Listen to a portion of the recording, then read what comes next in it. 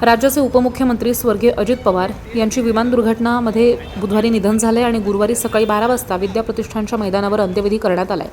त्यानंतर महाड शहर आणि तालुका पत्रकारतर्फे भावपूर्ण श्रद्धांजली अर्पण करण्यात आली आहे। यावेळी अनेक पत्रकार यांनी स्वर्गीय अजित पवार यांच्याबद्दल आपल्या भावना व्यक्त केल्या आहेत आणि पत्रकार आणि स्वर्गीय अजित पवार यांच्या नात्याबाबतही विचारमंथन केले।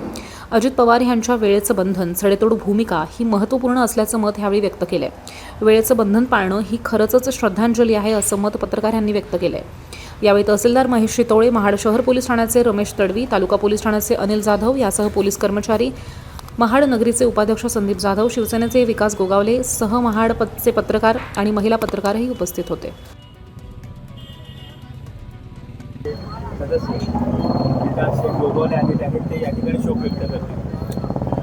मी आदरणीय दादांना सर्वप्रथम आमच्या पूर्ण गोगावले परिवाराच्या वतीने, तसंच मंत्री भरतशेठ गोगावलेंच्या वतीने, शिवसेना संघटनेच्या वतीने मी दादांना भावपूर्ण श्रद्धांजली अर्पण करतो आणि संपूर्ण महाड पत्रकारांच्या वतीने आज दादांना श्रद्धांजली वाहायचा कार्यक्रम आज छत्रपती शिवाजी महाराज चौकामध्ये या ठिकाणी आयोजित केला आहे। सर्व पक्षीय लोकांना या ठिकाणी आपण बोलवलं, सर्व विविध क्षेत्रातील प्रशासकीय लोकांना या ठिकाणी बोलवलं, परंतु दादांची एक आठवण मी आवर्जून या ठिकाणी आपल्याला सांगेन की अजितदादांसारखा पुन्हा उपमुख्यमंत्री महाराष्ट्रामध्ये होणे नाही।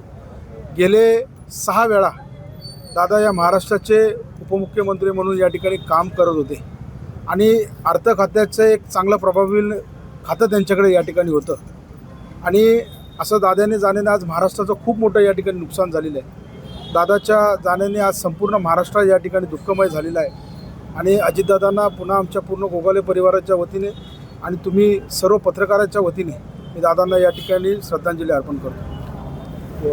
जय